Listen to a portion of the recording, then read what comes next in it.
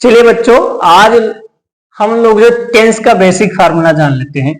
एक बहुत अच्छा ट्रिक है, यदि आप लोग जान जाते हैं तो शायद मुझे लगता है कि टेंस को आसानी से आप समझ जाएंगे। बेसिक फार्मूला हम समझ लेते हैं। टेंस का बेसिक फार्मूला क्या है?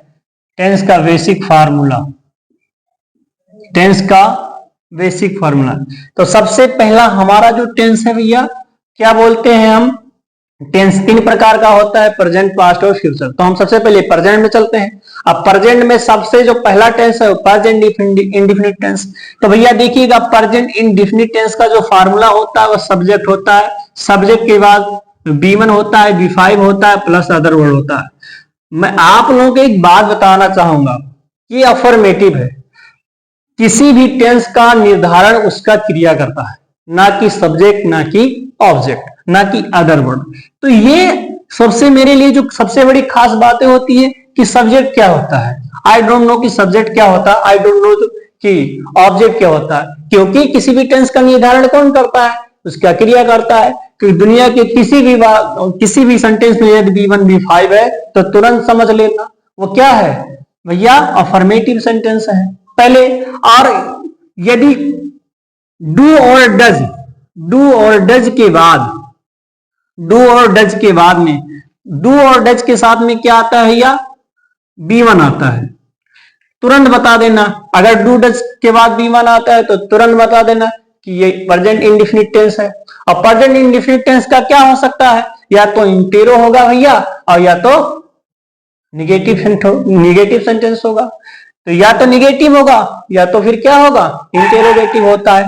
दूसरा देखिएगा, अगर हम प्रेजेंट कॉन्टिन्यूअस की बात करें तो प्रेजेंट कॉन्टिन्यूअस में इज, एम और आर, इज एम आर के बाद यदि B4 दिखे तो आप तुरंत बता दीजिएगा कि क्या है भैया जी, ये भैया जी क्या है? प्रेजेंट कॉन्टिन्यूअस टेंस है।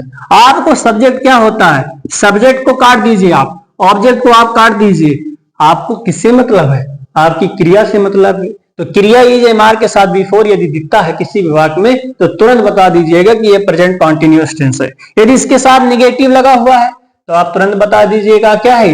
ये प्रेजेंट कॉन्टिन्यूअस का निगेटिव है। इसके साथ में क्वेश्चन वर्ड वगैरह लगाए तो इंटेरो हो जाएगा।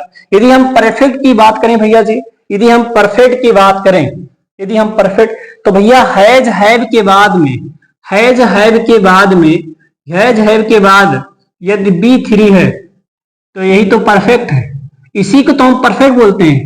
आई डोंट नो कि सब्जेक्ट क्या होता है, आई डोंट नो कि ऑब्जेक्ट क्या होता है। मुझे तो बस इतना जानना कि हैव के साथ B3 हो तो वो क्या है? परफेक्ट टेंस है। कौन से का परफेक्ट है भैया? प्रेजेंट परफेक्ट टेंस है। भैया देख लेते हैं, दूसरा हम कहेंगे कि यदि हैज आब्लिक हैव के साथ में क्या लगा हो भैया? वीन लगा हो, और वीन के बाद B4 हो तो आप तुरंत बता दीजिएगा कि भैया जी ये कौन सा टेंस है? प्रेजेंट परफेक्ट कॉन्टिन्यूअस टेंस है। कौन सा टेंस है? आपको सब्जेक्ट से कोई लेना देना नहीं है, आपको सब्जेक्ट से कोई लेना देना नहीं है, क्योंकि किसी भी टेंस का निर्धारण कौन करता है? उसका क्रिया करता है। तो हैज हैव प्लस बीन और प्लस B4 हो तो आप तुरंत बता दीजिएगा कि भैया कौन सा टेंस है? Present perfect continuous. इसी तरह यदि किसी भी वाक्य में B2 दिखे तो तुरंत बताइएगा पास्ट इंडेफिनिट टेंस है। यदि किसी वाक्य में डिड, कौन सा भैया? डिड, और डिड के साथ B1 दिखे तो तुरंत क्या बताओगे भैया? Past indefinite tense. तो पास्ट इंडेफिनिट का या तो निगेटिव होगा या तो इंटेरोगेटिव हो सकता है। दो ही चीजें हो सकती हैं, क्योंकि डिड केवल उसी में आता है। यदि किसी वाक्य में भैया जी पास्ट कॉन्टिन्यूअस की यदि हम बात करें, वाज और वर, वाज वर के साथ में B4 हो तो आपको तुरंत बता देना है, आपको तुरंत बता देना है कि भैया जी ये कौन सा टेंस है भैया? कौन सा टेंस है?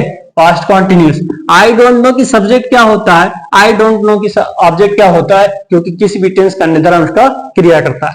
इसी प्रकार से यदि हैड के बाद में, यदि हैड के बाद में B3 हो तो आप तुरंत बता दीजिए भैया जी कि वह किसमें है? पास्ट परफेक्ट टेंस में। किसमें है? पास्ट परफेक्ट टेंस में भैया जी। आपको ऑब्जेक्ट और सब्जेक्ट से कोई लेना देना नहीं है, क्योंकि किसी भी टेंस का निर्धारण उसका क्रिया करता है। मैंने कहा कि हैड बीन के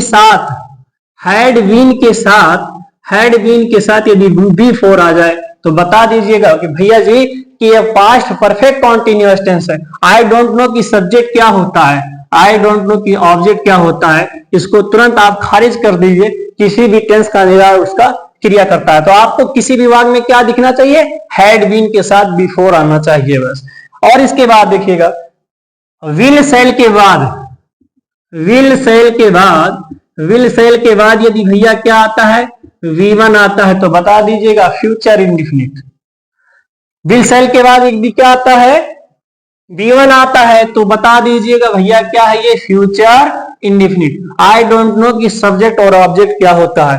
आगे देखिएगा भैया जी इसी प्रकार से यदि विल बी के बाद, यदि will be oblique shall be के बाद यदि B4 आता है तो भैया आप कह दीजिए, आंख मूंद के आज कह दीजिए कि I don't know subject, I don't know object, will be shall be के साथ B4 आता है तो आप तुरंत बता दीजिएगा भैया जी ये फ्यूचर कॉन्टिन्यूअस टेंस है।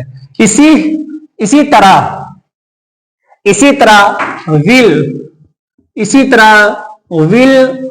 विल ऑब्लिक सेल के साथ है वो भैया, विल ऑब्लिक सेल के बाद है प्लस V3 हो भैया जी, तो आप तुरंत बता दीजिएगा कि ये क्या है, फ्यूचर परफेक्ट टेंस है। आपको सब्जेक्ट और ऑब्जेक्ट से कोई मतलब नहीं होना चाहिए, क्योंकि आई डोंट नो कि सब्जेक्ट क्या होता है, आई डोंट नो कि ऑब्जेक्ट क्या होता है, क्योंकि किसी भी टेंस का निर्धारण उसका क्रिया करता है। इसी प्रकार से भैया जी विल ऑब्लिक सेल, यानी हम कह सकते हैं will have been oblique shall have been के साथ में भैया जी यदि B4 हो तो बता दीजिएगा भैया जी कि ये फ्यूचर परफेक्ट कॉन्टिन्यूअस टेंस है। आई डोंट नो सब्जेक्ट क्या होता है, आई डोंट नो कि ऑब्जेक्ट क्या होता है, किसी भी टेंस का निर्धारण उसका क्रिया करता है।